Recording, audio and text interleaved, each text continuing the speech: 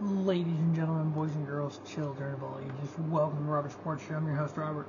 Alright, we're going to review the NASCAR 2024 schedule. It was announced today.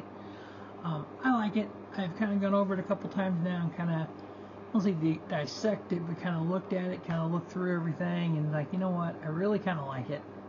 One thing, just boom, I noticed right away, we only have 5 road courses. So that's a change from previous years. So we're going to run down the NASCAR Cup Series, the NASCAR Xfinity, and the Craftsman Truck Series schedules. Kind of give things I like about it, things I don't like about it. So we start off with the Busch Clash at the Coliseum there on February 4th. Again, the third year in a row at the LA Memorial Coliseum. I like the fact that NASCAR is not afraid to try things, and this is a prime example of it. If you would have went back 5 years and said we're going to race inside the LA Memorial Coliseum, people would have thought you were crazy. We've done it. I had, in my head, expectations of the first one. What I thought was going to happen was wrong, and I have no problem admitting that. Last year I thought was pretty good. This year we may have a little bit different format. I'm not quite sure the format's going to be. We know we'll have the NASCAR Mexico Series with it, so that's going to be fun to see. Then we move to Daytona for our annual Blue-Green Vacations Duels. So we'll have Wednesday night, we'll have Daytona 500 qualifying. Thursday night, the duels. Friday night, the Truck Series race. Saturday afternoon, the ARCA and the Xfinity race. And then Sunday, the Great American Race, Daytona 500, like usual. Now, when I've fantasy booked the schedule a few times, I've always kind of had Daytona as the second race of the year, if not the third race of the year. Because they used to do that at one point in time, and I thought you could start on the West Coast, and then you could go that way. You're not going from the Coliseum back and forth, but you know, these schedules take quite a bit of time. And as Ben Kennedy said on XM Channel 90 Satellite Radio today, this was like the 24th version of it that came out, 24B or something. He said. So there's a lot of work going into this. A lot of smart people there in NASCAR, and with all these tracks and stuff, they had to get this put together. Then leaving Daytona, we go to Atlanta. So we have 2 drafting tracks back to back. Yes, they're both drafting tracks. Yes, they're both considered super speedways, but you go from a 2.5 mile to a 1.5 miles. So I think that's going to get that kind of in your face, kind of like goodness gracious, kind of. What's cool about this when it comes to playoffs, if you win in Atlanta, you're in the playoffs. So you may have that Corey LaJoy or somebody like that may be able to win at Atlanta and get themselves into the playoffs. But you got to remember, though, we have 26 regular season races, 16 playoff positions. So if there's 17 regular season winners, somebody misses the playoffs. Last year we had 16 regular season winners. Kurt Busch unfortunately missed the playoffs due to the concussion, so only 15 winners made the playoffs. This year we had 14 different winners. Shane Van Gisbergen didn't make the playoffs, obviously. It was a one-off for him. So 13 made the playoffs with 3 non-winners. So next year we could have the same thing happen. You never know. Then we go into Vegas, which is a normal track, Ford Phoenix. Okay, we got Bristol in mid-March. That's going to be a little cold, could be a little snowy. That could be very interesting to see what happens there.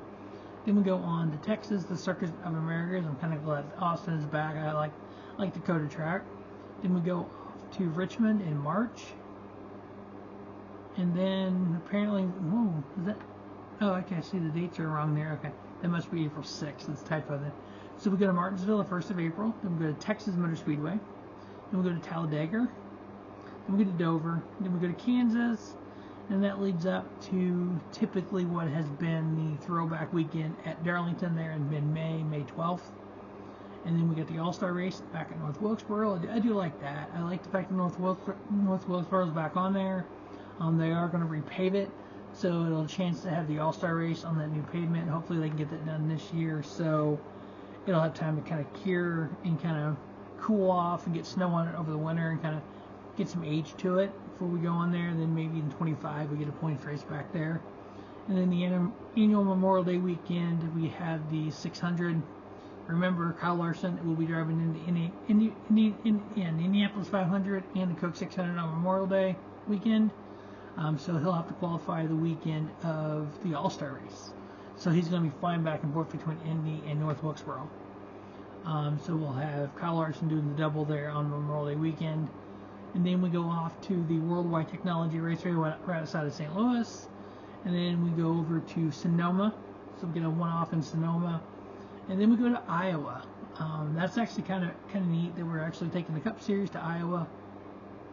I know when I fantasy booked the schedule this last time, Iowa was on there, so I'm really kind of stoked for that, because Iowa, Richmond, those kind of tracks are some of my favorite tracks. And then we go to New Hampshire, Nashville, Huge. Then we go to July 7th, that first weekend in July. Coming off July 4th weekend, we got the Chicago Street Race. Can't wait to see that again.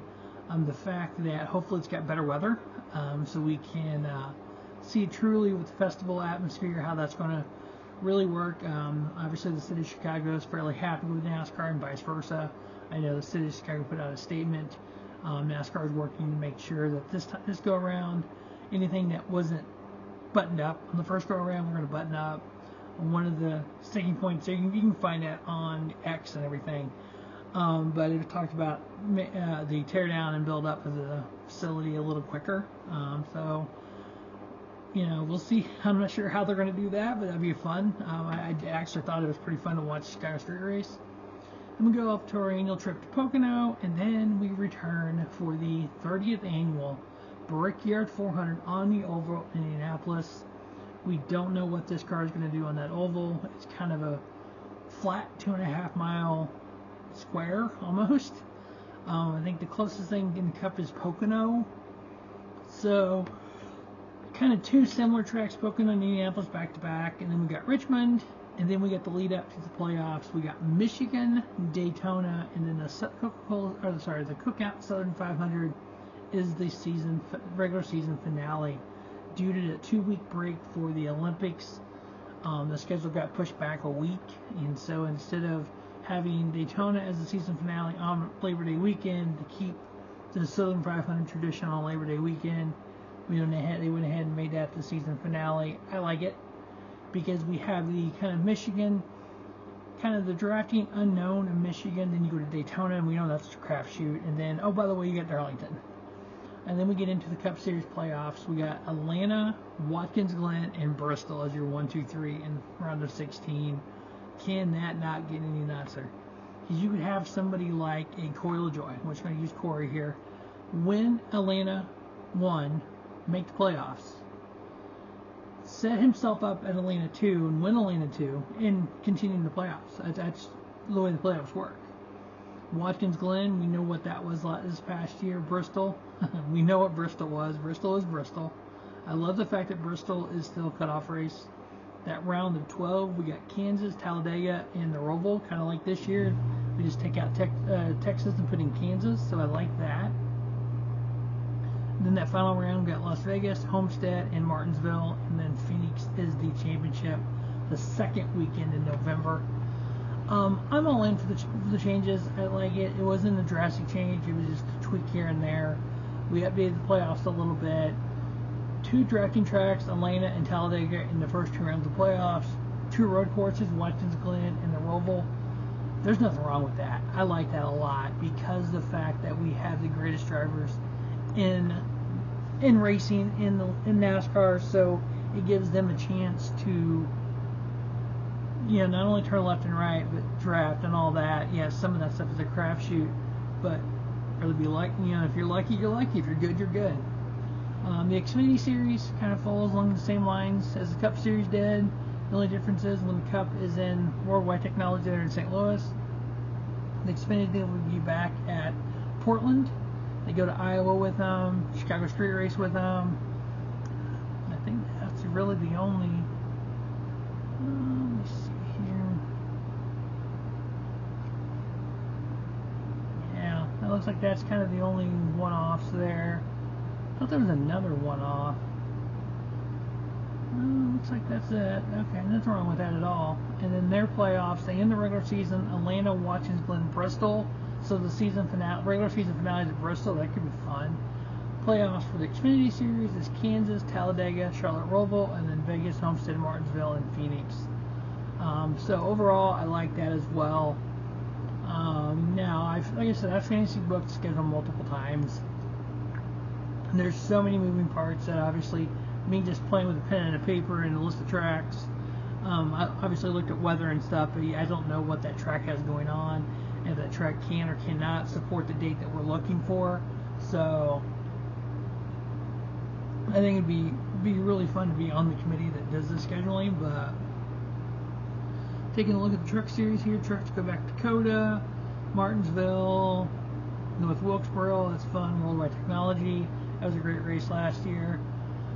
They end their season. Pocono, Lucas Oil Raceway there in Indy, and then Richmond. Now there was one thing on the Xfinity, because the Xfinity goes to Indianapolis on June 20th, or July 20th, excuse me, and then the Cup is there. Okay, it's the same weekend. Okay, I thought somebody had said it was a different weekend.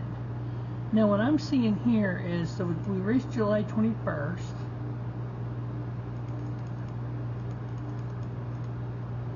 That's a Sunday, so we're off on the 28th and the 4th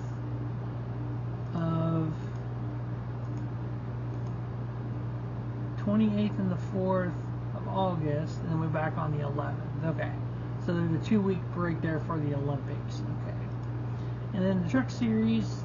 Let's see here. Nashville, Richmond is a cutoff race, and their playoffs is going to be Milwaukee Mile, Bristol and Kansas. Oh, that looks tricky. Then Talladega, Miami, and Martinsville. So we get all 3 series there toward the end of the year at So the last 3 races, Homestead, Martinsville, Phoenix. We have all 3 races, Homestead, Martinsville, and Phoenix. So we got 36 in the Cup, 33 in Xfinity, and 23 in the truck. I'm assuming the Triple Truck Challenge will come back, and then the Dash for Cash will come back in Xfinity as well. Overall, I like the schedule. Obviously, you can always do tweaks here and there. Weather is going to play a major part. It always does. Once we get it through 2023, get into 24, I think it'll be very interesting to see how that Olympic break that goes. I know for the people that are going to miss NASCAR during that time, go on to NASCAR Classics and watch some of the old stuff.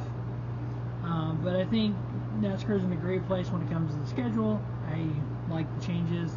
Obviously in 25 we have a new TV contract coming. We'll get more details on that.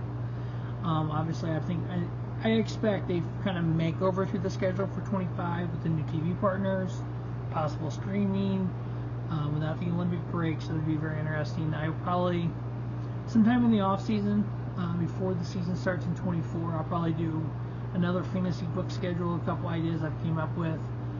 One of those, actually talked to Moody on Speedway Tonight when he interviewed Ben Kennedy. It came to me and I actually tweeted him on it. Is do a true day-night doubleheader. So start at noon at Richmond. I use Richmond as an example, and do a 300 lap race at Richmond. Take a few hours off, and then in the evening do a 300 lap race at Richmond. So you can have 2 different crowds. Treat it like a day-night doubleheader like you would in baseball. I know Dave mentioned about backup cars and all that. What NASCAR would have to do is tell the teams, okay, when we go to Richmond for this day-night doubleheader, your backup car can be completely prepared. So you need to bring basically 2 prepared cars for Richmond. That way, if you have to go to a backup, you can. I know it's a little bit more pressure on the team, but obviously in advance they could plan for it, or at least have that car together so you could use it. I mean, these cars are interchangeable at all the tracks, so you would have that backup car prepared, ready to go. So you just got to do a couple tweaks to get it ready for that track. That way it saves time on that. So if you crash out in the first race, you're ready to go. Obviously you wouldn't necessarily qualify, so what you could do is you practice and qualify for the first race. The results of the first race, 1 through 36, that's how you start the nightcap. So it's just an idea I had. That was kind of neat. But hey, we were able to get all 36 races in. I know there was talk at one time of up to 40 races. It's an Olympic break. Obviously, they kind of backed away from that. Nobody's really wanting to try the weeknight races, which I understand. It didn't work in COVID times on attendance. Obviously, no attendance, but it didn't work on TV ratings. So we just don't know if it would work or not. I think it would. But it's like anything, somebody's going to try it and be like, oh, that's a great idea. But the day-night doubleheader with tracks with lights, I think would be hella fun. But that is going to be the review of the 2024 NASCAR schedule, all 3 top series. Obviously, if you've not followed Robert Sports Show before, please subscribe to the channel. Follow me on X at Rob Sports Show. As always, thanks for watching Robert Sports Show. Don't just have a great day. Have a spiffy day. Robert Sports Show, your YouTube leader, sports channel content.